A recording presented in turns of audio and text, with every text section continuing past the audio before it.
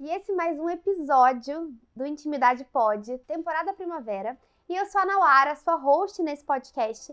E o meu trabalho é guiar você, mulher, empresária, infoprodutora também, a ativar e se conectar à sua energia íntima e feminina para prosperar o seu negócio, respeitando completamente quem você é. E o nosso episódio de hoje vai completamente ao encontro, estabelece uma conexão com o tronco e sobre a sua postura diante da vida, a sua postura diante daquilo que você deseja, a sua postura diante das suas escolhas, a sua postura diante do seu negócio e a sua postura diante de você mesma.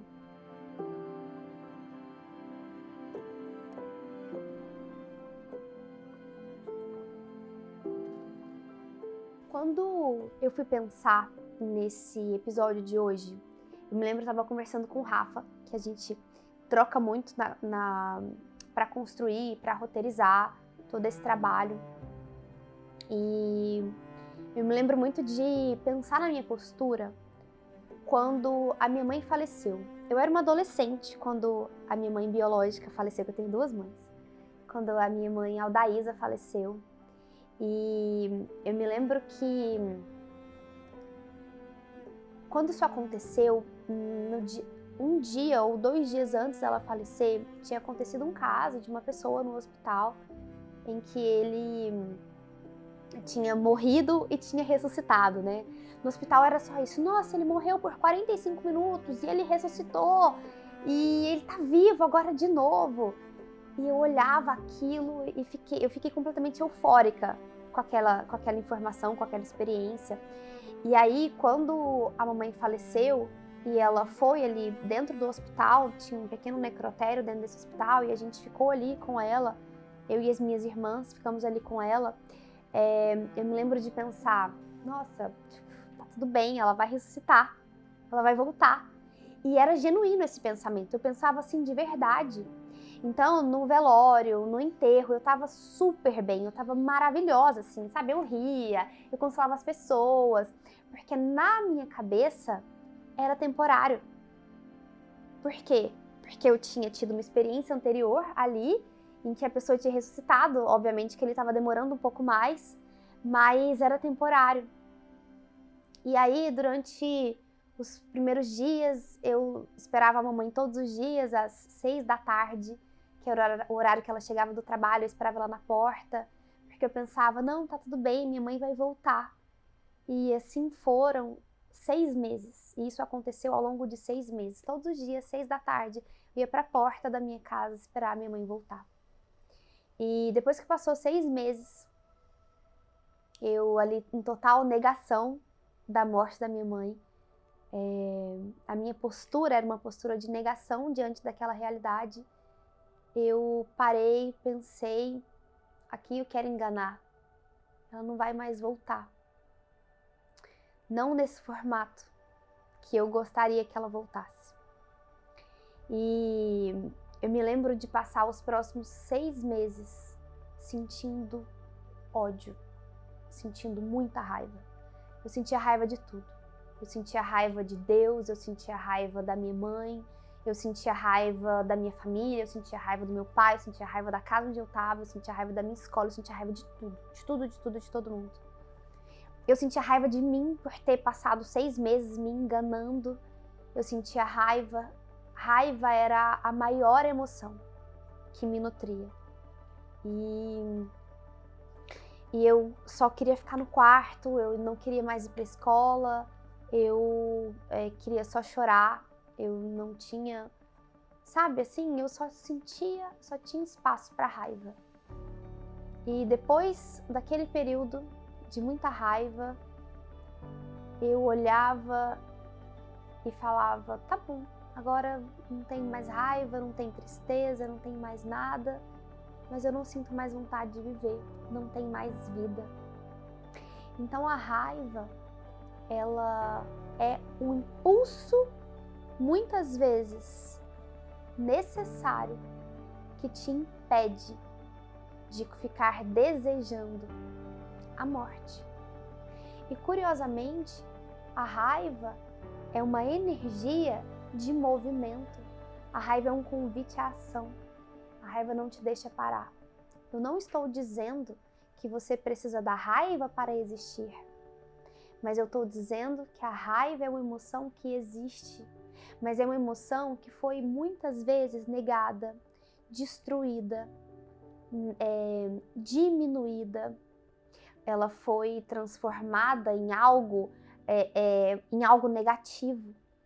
Mas a raiva é uma emoção importante e muitas vezes para você o que resta é essa emoção, para você não parar ou não desistir. Como foi que eu aprendi a lidar com essa raiva? Meditando? Fazendo yoga? Não. A meditação e práticas como o yoga são necessárias para nutrir outras emoções. Presença, foco, percepção, respiração, autoamor, autocuidado e todo esse mecanismo de também voltar para dentro. Mas a sua postura diante da raiva é também uma postura ativa. E não é só sobre o que essa raiva está me ensinando. Não é sobre fazer essas perguntas, esse nível de pergunta nesse momento. Mas é sobre entender que a raiva se manifesta e se potencializa quando algo dentro de você está nascendo. E se você não nutre essa raiva, não olha, não escuta essa raiva, e você quer camuflar ou minimizar ou acabar com essa raiva, aquilo que está dentro de você faz o quê? Morre. Olha isso. Se você não escuta ou não nutre a raiva, você camufla ou apaga aquela raiva quase como se ela fosse um incêndio criminoso dentro de você, aquela semente dentro de você que estava sendo potencializada por essa raiva, ela morre.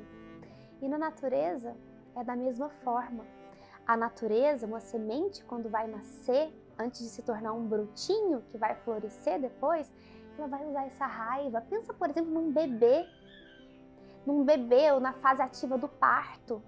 Tem dor. Num processo de um parto natural, de um parto vaginal, tem dor, mas tem uma dor gigante, tanto para a pessoa que está ali, grávida, que está gestando essa criança, quanto para ela que está nascendo, ela precisa fazer força. Ela estava ali quietinha ao longo de 9 meses, ali ó, tem comida, tem carinho, tá quentinho, tá seguro. E aí de repente a criança precisa fazer muita força para nascer. E o primeiro movimento, assim que ela nasce, assim que ela sai dali, é o movimento de respirar, usar pela primeira vez aqueles pulmões, e aquilo dói pra caramba, e aquela criança chora. E a criança que não chora no momento do nascimento, cria-se um alerta. Por quê? Porque tem algo de errado fisicamente com aquela criança que não está chorando. Se você apaga, se você engole essa emoção, algo não está certo, que precisa ser revisto. E eu já falei no episódio anterior desse podcast elementos necessários para lidar com isso, por exemplo, tocando os seus pés no chão, fazendo atividades de impacto.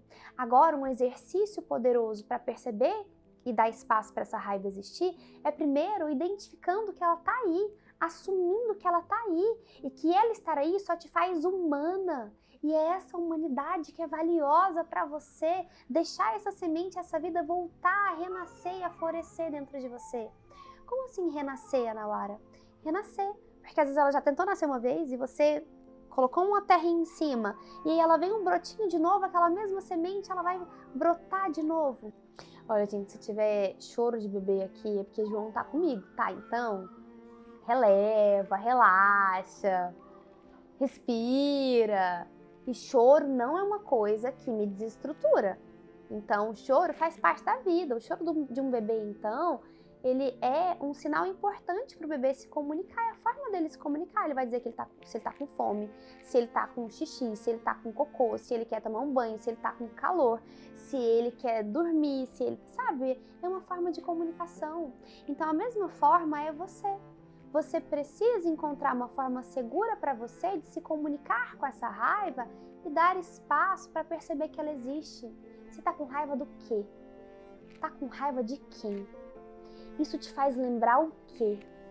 Uma vez que você já fez um exercício com o seu corpo, de impacto com a Terra que eu falo no podcast anterior, agora é o momento de olhar para essa emoção e perceber ela também racionalmente. O que te gera raiva? Quando essa raiva começou? Quando foi que você parou de querer nutrir a existência dessa raiva ou essa emoção que está aí? Essa sensação é valiosa demais para você apagar como se fosse um incêndio íntimo criminoso. Então aqui, o movimento da semente é entender o quê? Que a semente, quando vira um broto, morre a semente, tem um luto da semente. O broto, quando vira ali um tronco, tem também o luto desse brotinho.